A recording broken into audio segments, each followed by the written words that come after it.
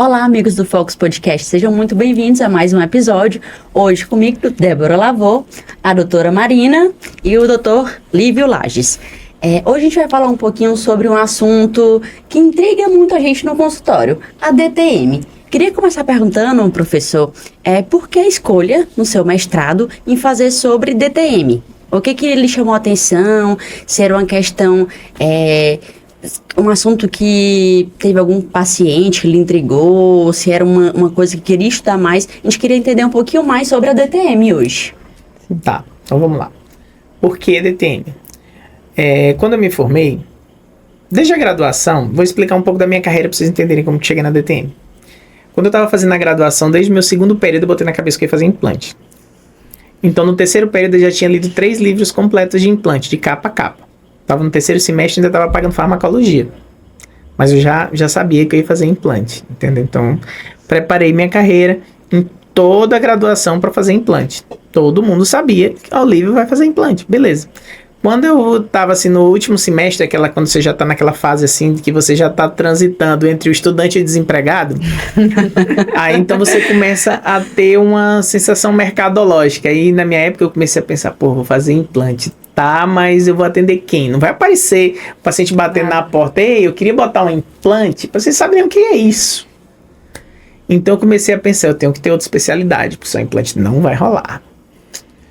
Então eu pensei, cara, eu não quero desfocar do implante. Então para mim fazer implante, minha segunda especialidade tem que ser alguma coisa que tem alguma coisa a ver. O que seria? Então eu pensei, posso fazer bucomaxilo, posso fazer periodontia e eu posso fazer prótese. Então vamos lá, eu odiava prótese, então eu vou pensar em buco. Só que para fazer buco eu tinha que fazer 3 anos de residência. Quase outra graduação, vou ter que dar plantão, odeio acordar de madrugada. Não vai rolar buco. Então vamos pensar em pério. Cara, pério na minha época era raspar dente e tratar doença periodontal. Puta, negócio sem futuro, cara. Não dá. Ai, eu amo esses relatos. Aí... Deixa eu sustento sozinho, né? Então. Cara, me sobrou... Cara, por que não prótese? Porque, afinal de contas, o paciente eu vou fazer implante, mas o cara não quer um parafuso no osso, que ele não... Pra que você é um parafuso, uma bucha na parede? Ele quer um dente. Então, se eu souber fazer o dente, ainda souber fazer o implante, cara, eu acho que vai casar legal. Cara, o processo é tão chato. Tá, mas eu aprendo essa porra, né? Então, vamos lá, vamos fazer prótese. Então, fui fazer prótese.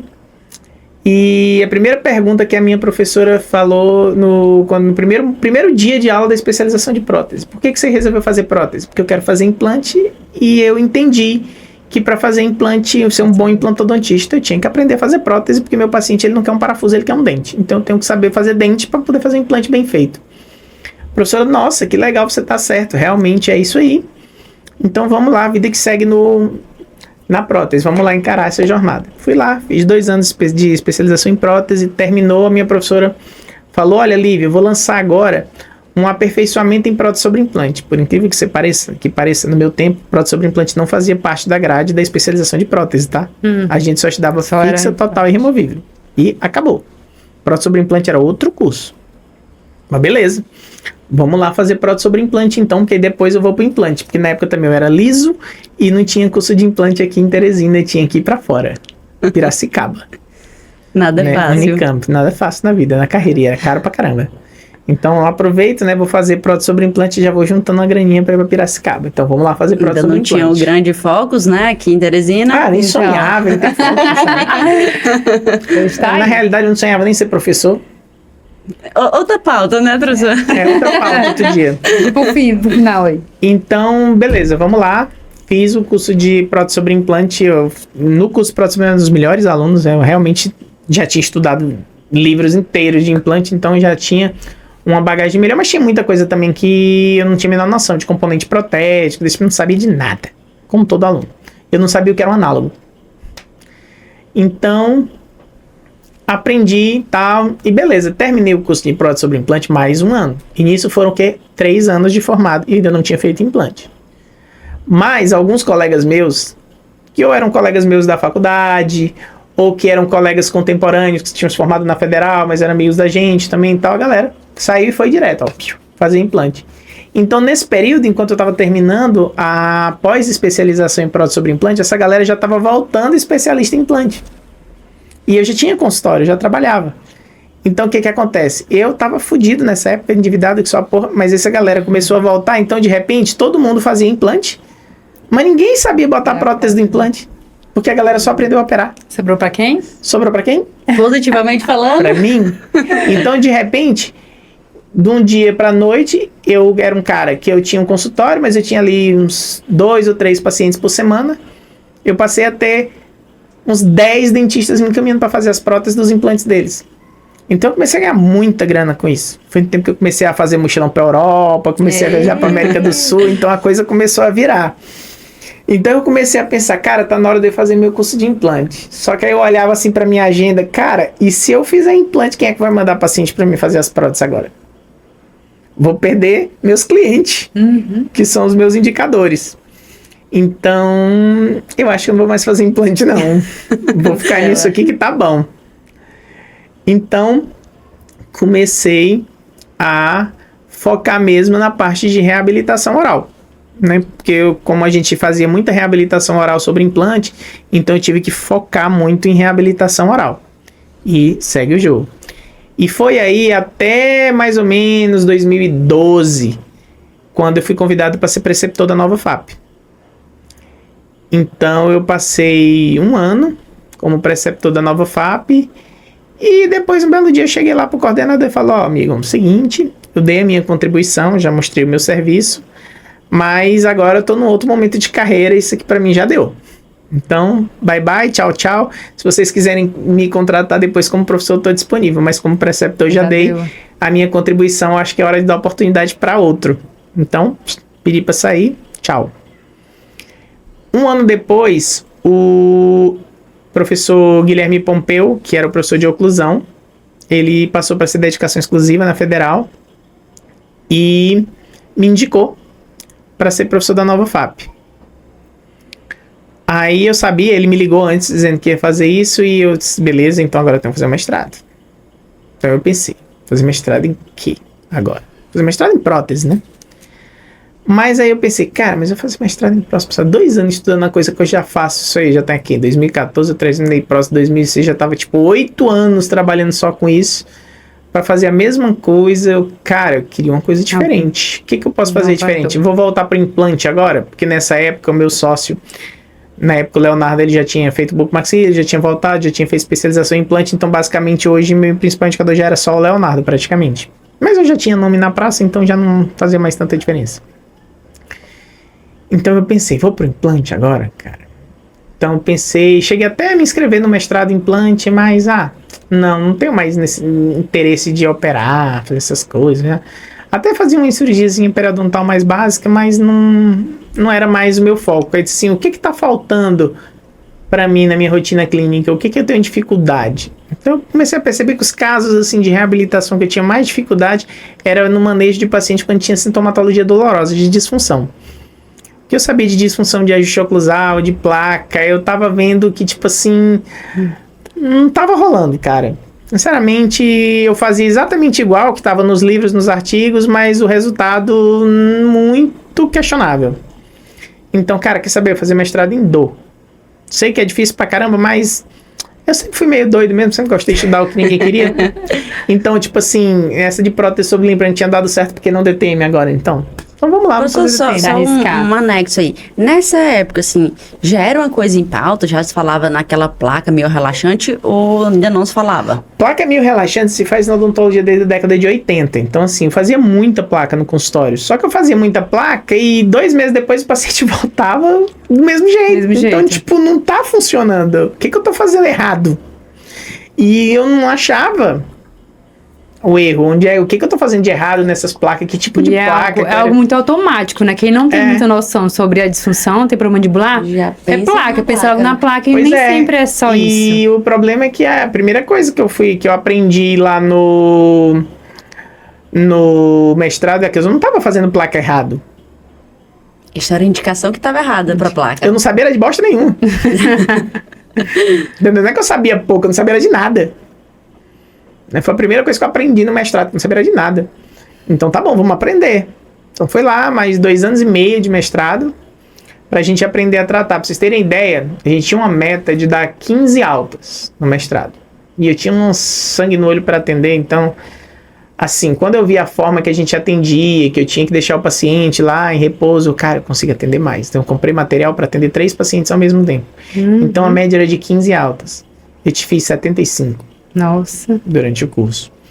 Então, assim, eu diria que eu atendi mais de 300 pessoas durante o mestrado. Aí depois eu fui convidado para ser professor do mestrado em Fortaleza, lá eu tive muito contato. Então, assim, eu já atendi tanta gente de DTM que eu não consigo mais nem contar. E uma coisa que a gente aprendeu, que eu aprendi muito na DTM, é que a DTM é um universo à parte. Ela não parece com odontologia, tá? A gente se comporta muito mais próximo da medicina do que do odonto.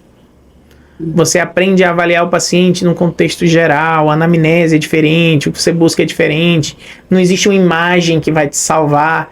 Então é só você, o relato do paciente e o seu conhecimento. E acabou. Ninguém te salva. Então, o tratamento depende muito ali das queixas do paciente, né? Aquela receitinha de bolo, né? Depende muito ali do que o paciente vai te relatar, né? Exatamente. Basicamente isso. Basicamente, o tratamento é em função do seu diagnóstico. Você tem que adivinhar o que o paciente tem. E a gente pensa que DTM é uma coisa só, cara. DTM não é. Só livro de cefaleia tem mais de 300 cefaleias cadastradas. E a cefaleia número 346 é cefaleia não classificada.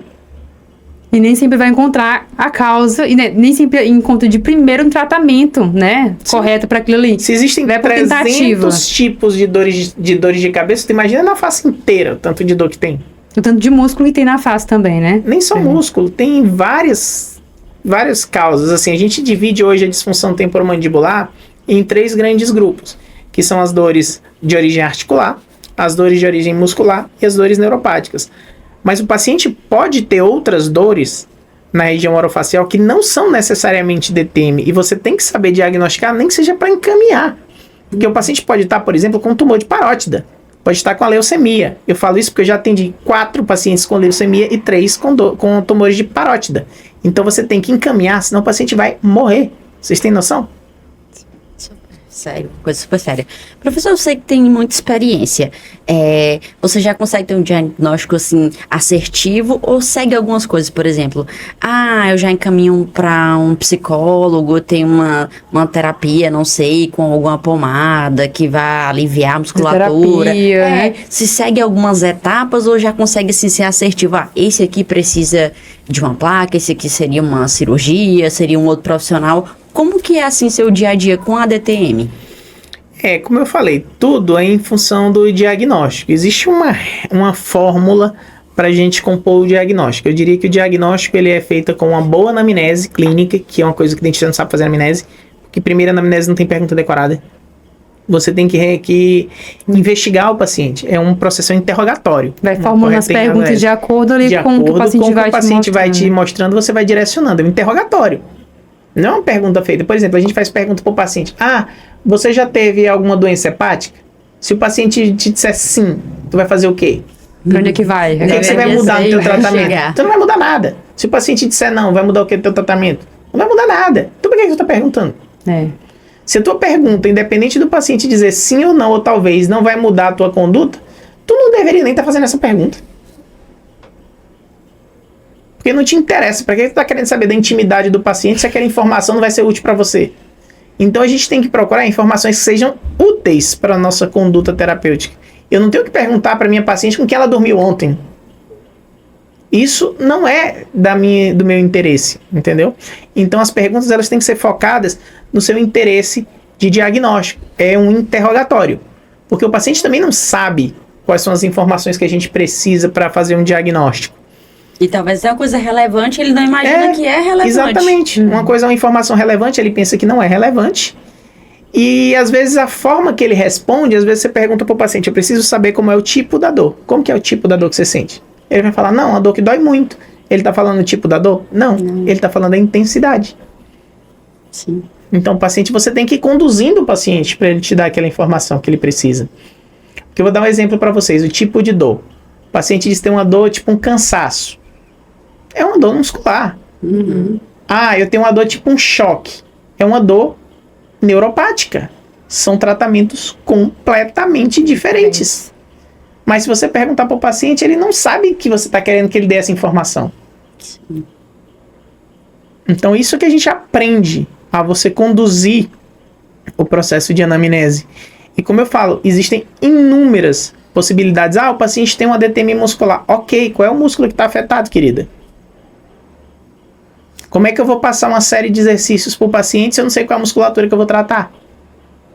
Você acha que é a mesma coisa? Claro que não. Quanto tempo costuma demorar essa consulta? A minha consulta inicial demora de 45 minutos a 1h30.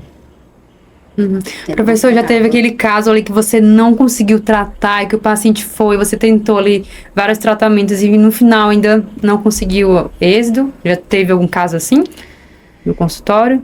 Já, mas muito mais por causa do paciente do que por causa do tratamento propriamente dito. Eu diria que hoje eu tenho mais ou menos um background de sucesso ali de em torno de 85% dos casos. Mas tem aquele caso que o paciente não acredita na conduta terapêutica. Parece que o paciente gosta de ter doença grave, entendeu? Ele acha que tem um tumor no cérebro. Aí você chega pra ele e fala que é um problema simples e que ele só não precisa fazer isso. Aí você orienta ele que é autocuidado, é mudança de hábitos o tratamento, não tem o que se fazer. Ou ele muda o tratamento, ele não vai ficar bom.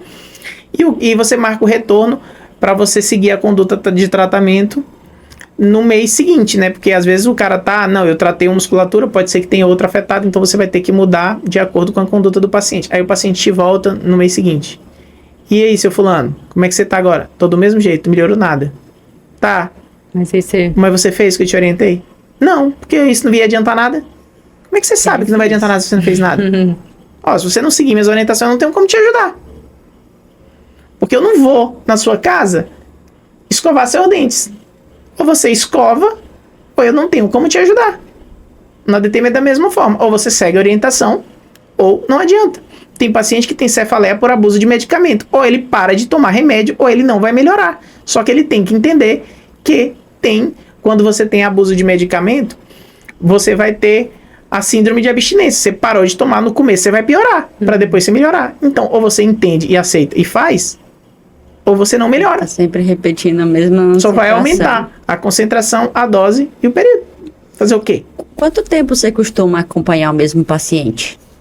Geralmente, a gente tem um critério de alta do paciente. Eu gosto de dar alta do paciente quando ele tem um período superior a 30 dias sem sintomatologia. Eu faço consultas, eu começo com consultas quinzenais, aí depois a gente aumenta para mensais e, dependendo do caso, até bimestrais. Se ele chegar em uma consulta tipo de 2 meses, relatando que não teve nenhuma crise, não sentiu mais dor nesse período, eu dou alta porque eu imagino que ele está um paciente controlado, porque dor não se trata, se controla. Se o paciente se descompensar, ele pode voltar a ter.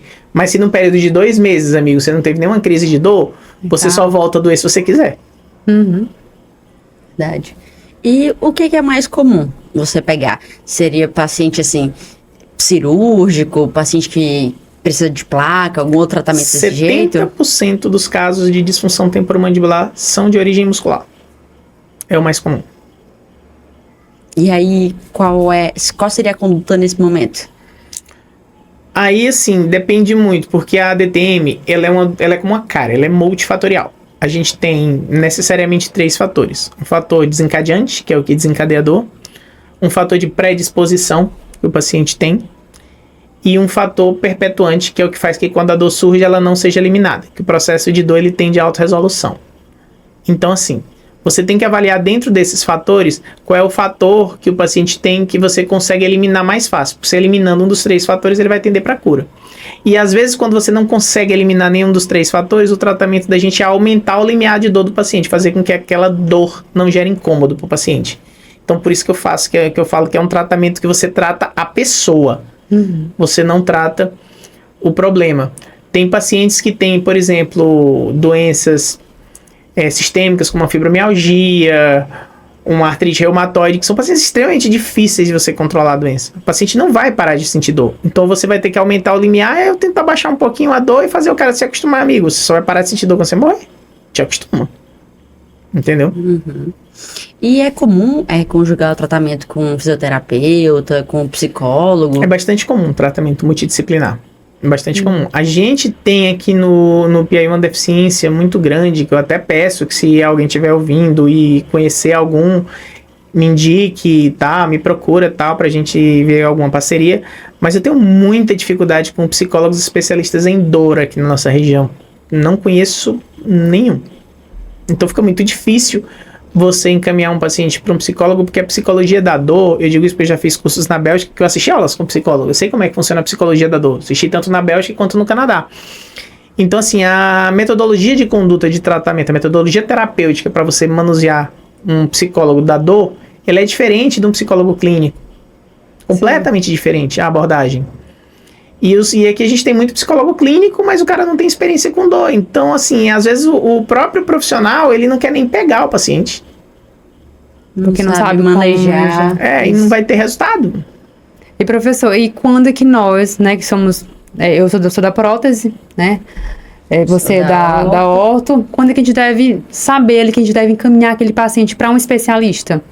Quando é que a gente vai saber ali, eu não consigo mais tratar esse paciente, quando é que eu vou ali procurar aquele help ali para o especialista? Né? Por exemplo, normalmente a gente coloca um aparelho, instala uma mecânica ortodôntica, a dor ela cessa, mas também é comum que a dor volte quando encerra o tratamento. Assim, qual seria o momento de encaminhar? Que momento assim, realmente eu não estou conseguindo, quando é que eu vou encaminhar, quando é que eu vou buscar ajudar um especialista? Assim... Primeiro, se você não tem um domínio concreto do diagnóstico, você não sabe exatamente descrever qual é o problema do paciente, qual é que você vai tratar, você não tem habilidade para tratar aquele caso, tá? Não que você, como protetor, você não possa fazer uma prótese no paciente com TDTM. Pode. Mas você não vai resolver a DTM dele com a prótese, você não vai resolver a DTM dele com a orto. Inclusive, isso lá nos Estados Unidos já foi caso de processo. Relação de DTM e orto. Então, assim... Isso é muito tênue. Por exemplo, a gente fala, durante o tratamento ortodôntico, às vezes some a sintomatologia. Some por quê? Porque nesses casos, um dos fatores da tríplice, dos fatores da DTM, é o apertamento. Quando você está com movimentação ortodôntica em curso, você tem um processo de reabsorção e neoformação óssea. Isso faz com que o dente gere um pouco de mobilidade. Então, o que acontece? Quando o paciente se aperta, ele vai sentir dor de dente, porque o dente está fora do lugar. Então você tem a memória da propriocepção do ligamento periodontal que manda pro cara, não se aperta que vai dar problema, você vai quebrar o dente. Terminou o tratamento ortodôntico, os dentes estão tudo durinho, encaixadinho, beleza, ele tá se apertando, é mais gostoso agora. Então eu vejo muito, né, na rotina clínica. Fulano de tal, faz aí tua orto, né, porque a orto vai resolver o teu problema aí na disfunção, tem problema de mandibular, né, mas não é isso, resolve, né? Se ele passar o resto da vida em aparelho. Melhor não. É aquelas ortodontias que não acabam nunca, pode ser. Mas nesse caso, seria melhor encaminhar no começo ou no final do tratamento? Aí é sua conduta clínica, né? Você tem que ver de acordo com a sintomatologia, porque a DTM, ela tem vários estágios. O cara pode ter uma dor ali, grau 3, grau 4, a gente não chama nem dor, é um desconforto. Ou o cara pode ter aquela dor totalmente incapacitante que ele não consegue nem levar uma convivência, que aí é uma dor nota 10. Aí são situações completamente diferentes. Depende do tanto que aquela dor tá gerando um problema pro paciente. Eu tenho aquela dorzinha, mas é uma coisa que eu consigo conviver com ela, não me incomoda. Beleza, faz teu tratamento e vida que segue. Se ele reclamar depois do tratamento que a dor piorou porque ele tá se apertando melhor agora, você encaminha depois. Agora, se o cara tá com aquela dor incapacitante, que ele não consegue nem abrir a boca, como é que você vai fazer movimentação ortodôntica num paciente desse?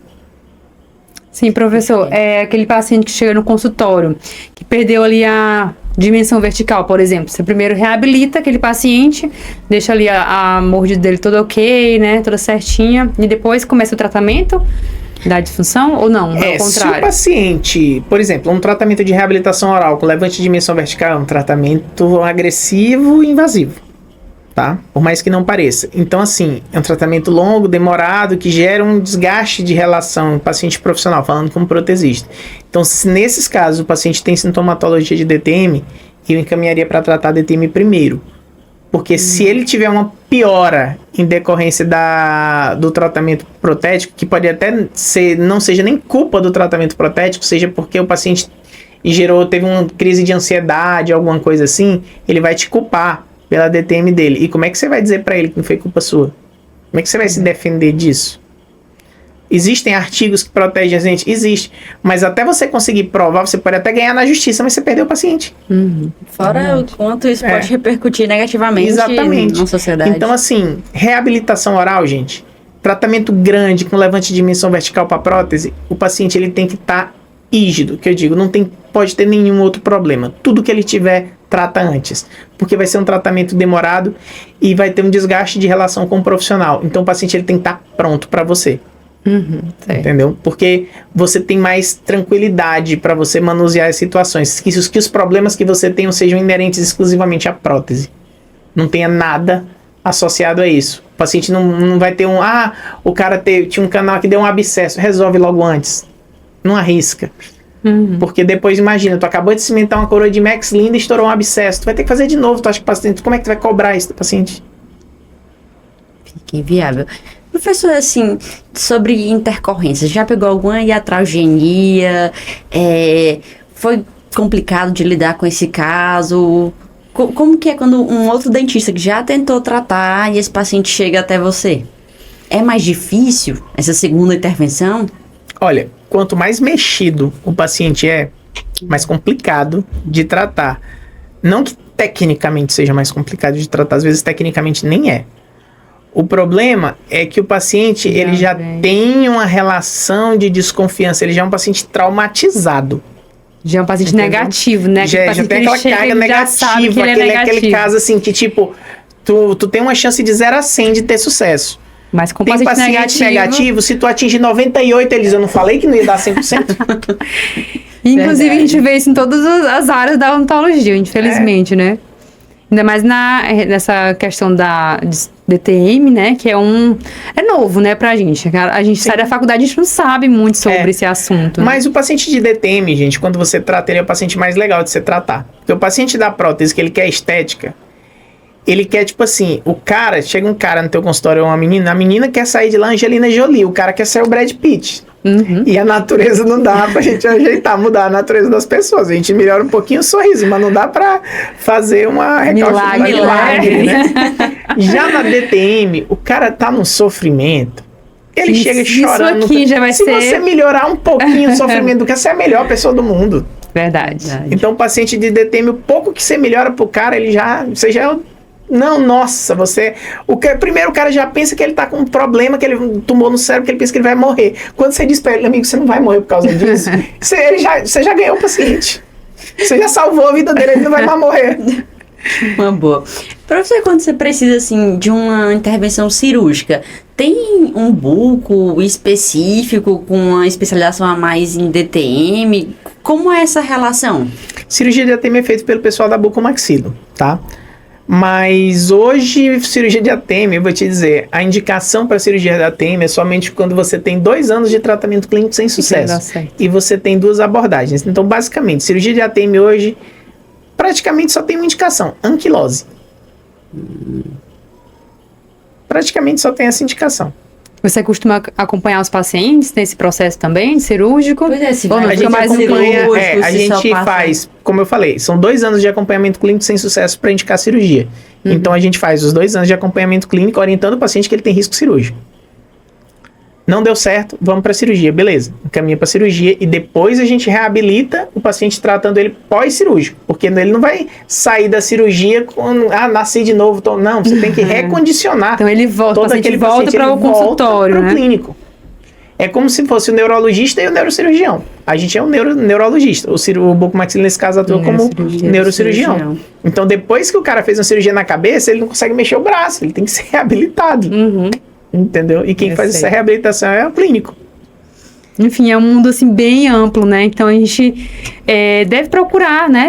Estudar um pouco mais sobre essa questão da DTM, sobre né? As limitações que a gente sobre as não limitações. sabe Então, a gente não vai indicar. fazer tratamento aí que a gente não tem conhecimento. Então, vamos encaminhar para um especialista, né?